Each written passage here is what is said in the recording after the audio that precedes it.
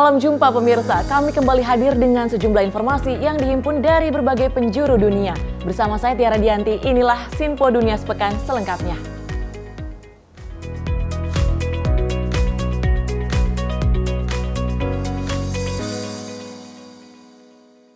Isu imigrasi ini masuk 10 besar isu paling penting bagi para pemilih Amerika Serikat. Isu imigrasi kini menjadi fokus dari Donald Trump dan Partai Republik dalam menyerang Kamala Harris yang digadang jadi capres dari Partai Demokrat. Namun di sisi lain pemerintahan Presiden Joe Biden ini mengumumkan telah membuat kemajuan dalam menahan arus imigrasi. Lama mengkritisi Presiden Joe Biden, calon Presiden Partai Republik Donald Trump kini mengalihkan sasaran ke Wakil Presiden Kamala Harris, calon lawannya dalam pemilihan presiden, dengan mengkritiknya dalam isu imigrasi. She wants everybody to have amnesty. Then Joe Biden made her the border czar, and that's when it really got bad. She launched a colossal illegal alien invasion of a country. She said, "Come on in." Remember? Imigrasi ilegal merupakan isu utama di antara para pemilih Partai Republik, dan kampanye Trump mencoba mengaitkan Kamala dengan kebijakan imigrasi Biden dengan menyebutnya sebagai bos perbatasan. She was never named a border czar. In fact, the border was not her issue priority at all.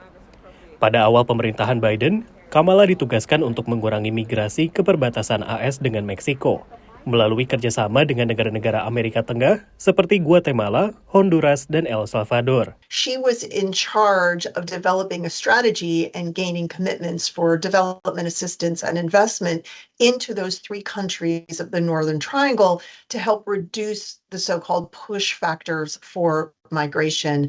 Setelah Biden meminta Kamala mempelopori strategi peningkatan taraf kehidupan dan mencegah para migran meninggalkan rumah mereka, pesan imigrasi Kamala menjadi lebih tegas. I want to be clear to folks in this region who are thinking about making that dangerous trek to the United States-Mexico border. Do not come. Do not come. Pemerintahan Biden mengatakan telah membuat kemajuan di perbatasan dengan melaporkan bahwa jumlah penangkapan penyeberangan ilegal dari Meksiko pada bulan Juni merupakan yang terendah dibandingkan dengan bulan-bulan lain selama masa pemerintahannya. Namun, Trump mengatakan bahwa rekam jejak Kamala menunjukkan dia sangat liberal dalam hal imigrasi. Kamala voted in favor of deadly sanctuary cities. She supports decriminalizing illegal border crossings, and she supports mass amnesty for all illegals. Think of that. DPR AS pekan lalu meloloskan resolusi yang mengecam pemerintahan Biden dan Wapres yang disebut bos perbatasan Kamala Harris karena dianggap gagal mengamankan perbatasan. Anggota DPR dari Partai Demokrat Hakeem Jeffries mengatakan bahwa Partai Republik berbohong tentang Harris. And the Vice President was not a border czar. They are making that up because they have no affirmative agenda, vision, or track record for the American people. Pengacara imigrasi Hector Quiroga mengatakan bahwa reformasi imigrasi diperlukan siapapun yang terpilih sebagai presiden. We have over 3 million cases stuck in courts. There's not enough immigration judges. We've been saying that for a long time. Dari Washington DC, demikian laporan tim VOA.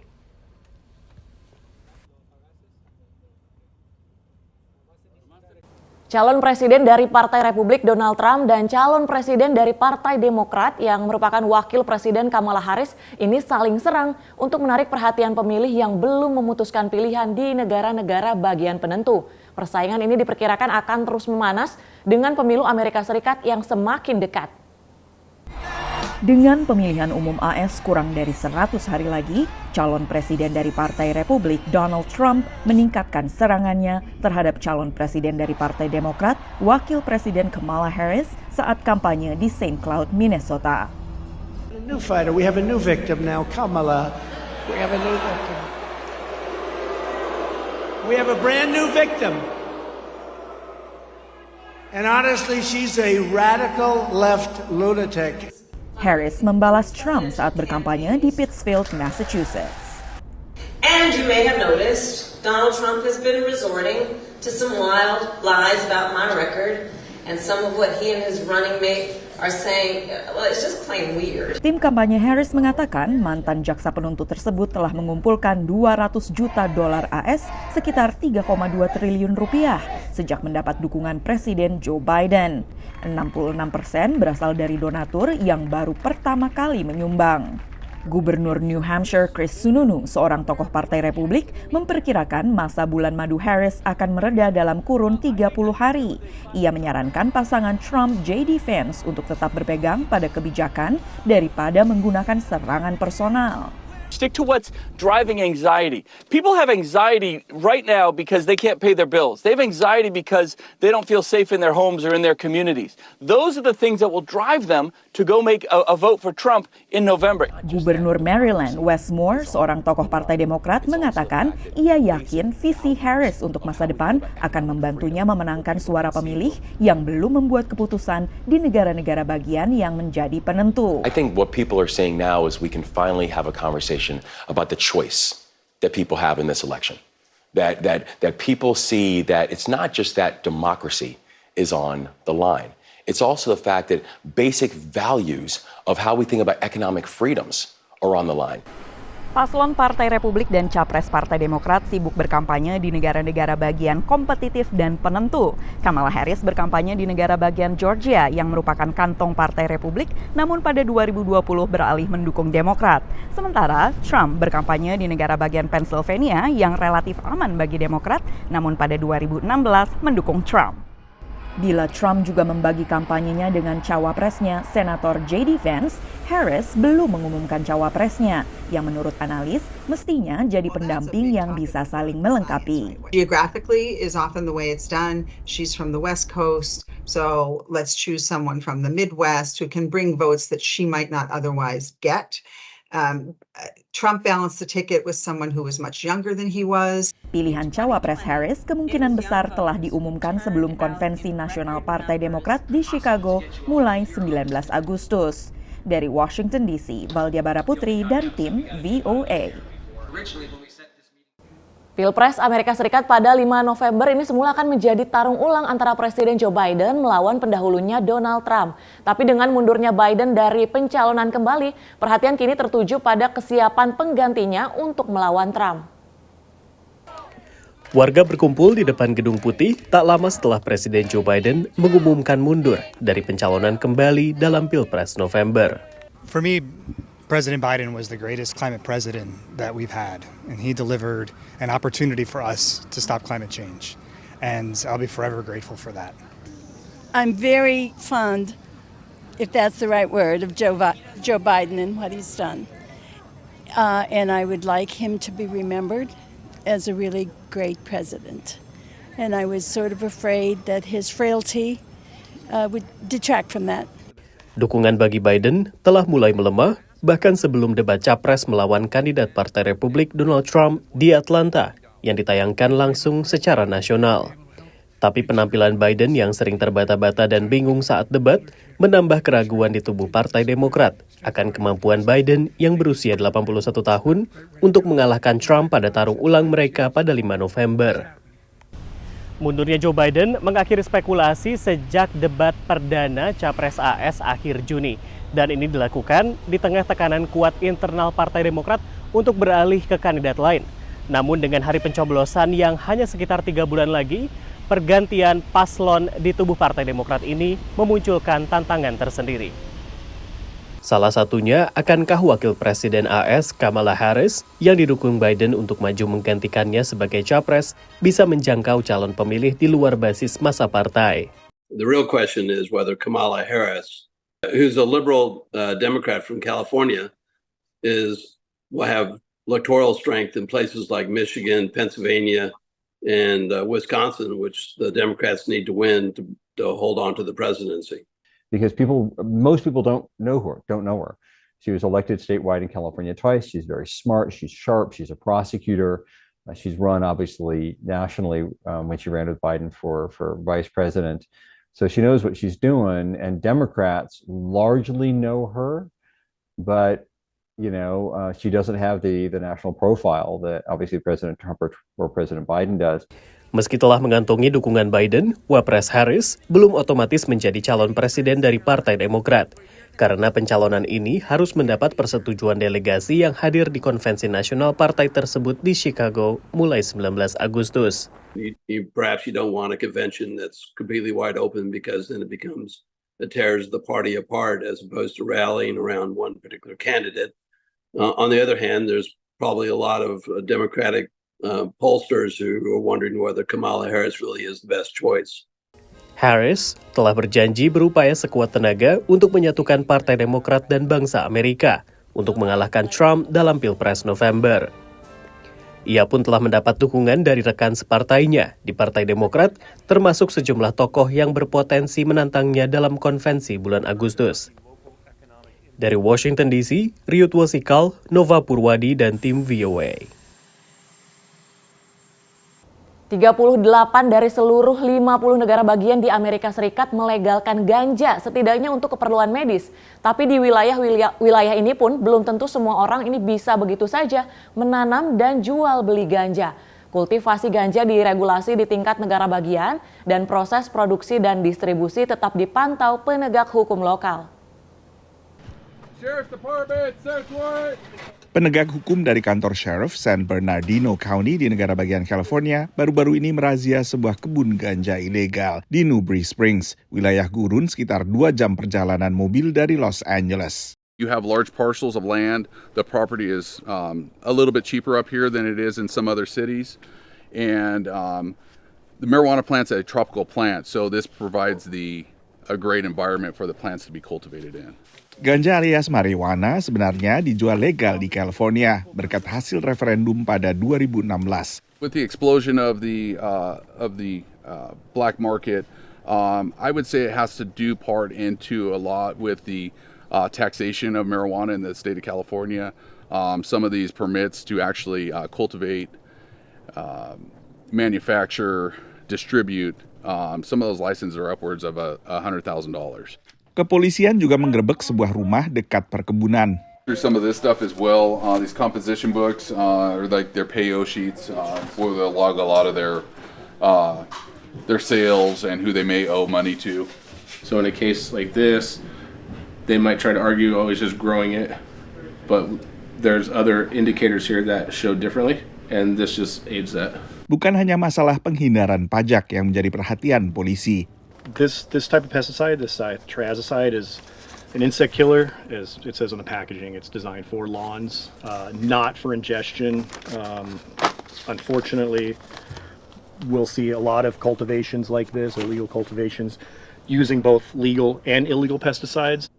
Peneliti di Pusat Riset dan Pendidikan Cannabis Nasional di University of Mississippi menyoroti bahayanya peredaran ganja yang tak diregulasi dibandingkan yang diproduksi oleh pihak yang mendapat lisensi pemerintah daerah. You have to adhere to strict testing for those products. So they have to meet certain criteria because there's laws in place that state you have to test it for pesticides, heavy metals, aflatoxins, and so forth.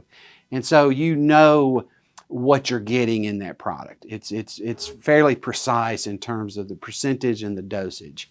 Secara federal, ganja masih ilegal di Amerika Serikat. Meski telah direklasifikasi ke tingkat bahaya lebih rendah, ganja hanya dilegalkan di tingkat lokal. Mayoritas negara bagian di Amerika Serikat melegalkan ganja setidaknya untuk keperluan medis. 24 negara bagian dan juga daerah khusus ibu kota Washington DC membolehkannya untuk digunakan secara rekreasional. Tapi di setiap negara bagian yang melegalkannya ada aturan dan regulasi sendiri untuk mencegah terjadinya gangguan atau efek kesehatan yang negatif bagi warga. Dari Washington DC, saya Nova Purwadi dan tim VOA. Demam Olimpiade musim panas di Paris ini juga melanda Amerika Serikat. Warga tak hanya menyaksikan siaran langsung pertandingan, melainkan juga mengadakan berbagai acara unik menyambutnya.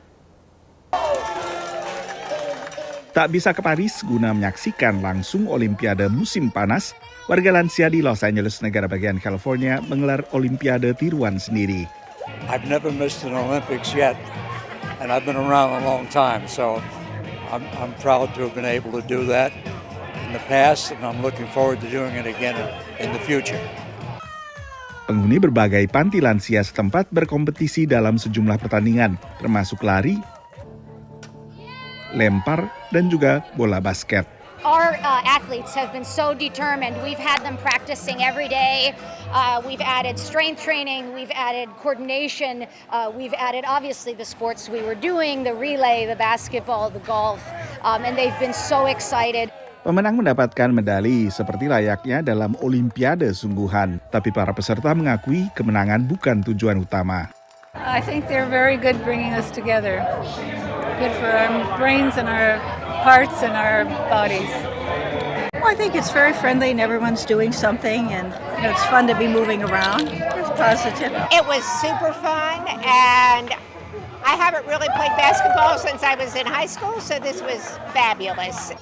Banyak di antara peserta berharap masih cukup sehat dan bugar untuk menyaksikan langsung Olimpiade musim panas 2028 yang bakal digelar di Los Angeles.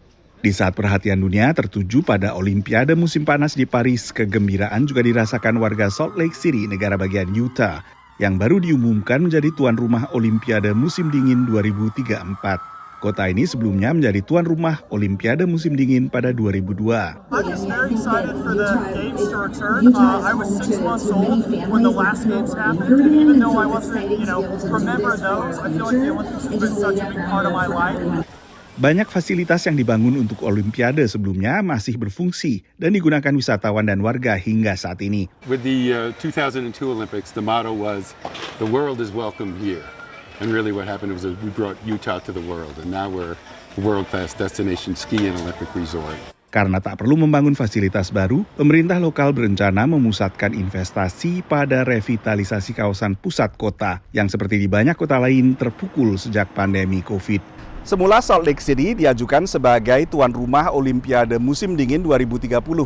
Tapi ini kemudian dimundurkan ke Olimpiade 2034 setelah Los Angeles dipilih sebagai tuan rumah Olimpiade musim panas 2028. Karena Komite Olimpiade Internasional biasanya tidak memilih satu negara untuk menyelenggarakan Olimpiade secara berdekatan. Dari Washington DC, saya Nova Purwadi dan tim VOA. Kita beralih ke informasi lain di mana pepatah bahasa Inggris menyebutkan membandingkan diri dengan orang lain adalah pencuri kebahagiaan sendiri. Dan ini tampak dalam peran media sosial yang membuat orang melirik kehidupan orang lain sehingga belanja melebihi kebutuhan. Tapi media sosial pula lah yang bisa memberikan solusi. Media sosial ikut membuat orang ingin belanja melebihi kemampuan mereka untuk membeli. At some points I feel like in my head have more money than I actually do, which is what causes my overspending. Especially in the world of social media that we live in, it's very easy to fall into the trap of feeling like you have to spend. I kind of have adopted this mentality of that money is fake. Untuk mengurangi kebiasaan belanja, Olivia akhirnya mendisiplinkan diri, tunggu 24 hingga 48 jam sebelum akhirnya klik keranjang untuk membeli. Menurut seorang penggiat literasi keuangan, medsos membuat orang sering membandingkan diri dengan orang lain. We are constantly being bombarded with what we should buy and what we should do. And sometimes even if you are doing okay, it's hard to grasp that as a reality because we are always being consumed with we should be doing more. Dihadapkan pada rumput tetangga yang lebih hijau, otak manusia pun kemudian bertindak defensif. That comparison triggers this idea of, hey, am I surviving or am I not? How am I doing compared to my peers? In order to avoid dealing with that inner critic, we avoid money issues altogether. Psikolog menyarankan unfollow atau sembunyikan dulu akun-akun yang menimbulkan kecemburuan. Pada saat yang sama, media sosial juga bisa menjadi sumber informasi dan juga mimbar untuk saling berbagi dan juga memberi dukungan bagi mereka yang ingin mengurangi kebiasaan belanja melebihi kebutuhan. Dan berbagai video akhirnya viral di TikTok menawarkan berbagai tips untuk berhemat. Cash stuffing adalah tren viral yang menggalakkan penggunaan uang tunai yang dipilah-pilah dan dimasukkan kantong transparan untuk masing-masing kebutuhan rutin. Groceries, because groceries are really expensive right now, so I've been having to put in a lot of extra money in this folder. I have one for home improvements. I'm saving up to replace my fence. I like to just kind of chip in a little bit every paycheck.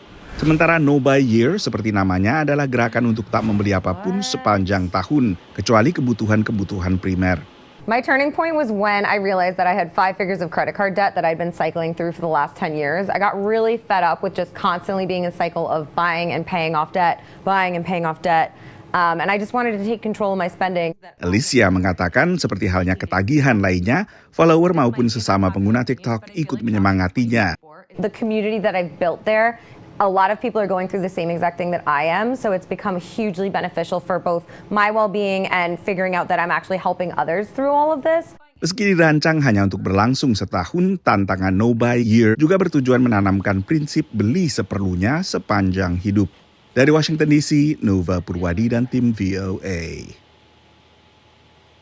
Di tengah semakin populernya produk mie instan di Amerika, popularitas produk mie instan Indonesia ini juga terus meningkat hingga mulai marak dijual di rantai supermarket besar Amerika Serikat. Produk mie instan asal Indonesia, Indomie, mulai lumrah ditemukan di pasar Amerika.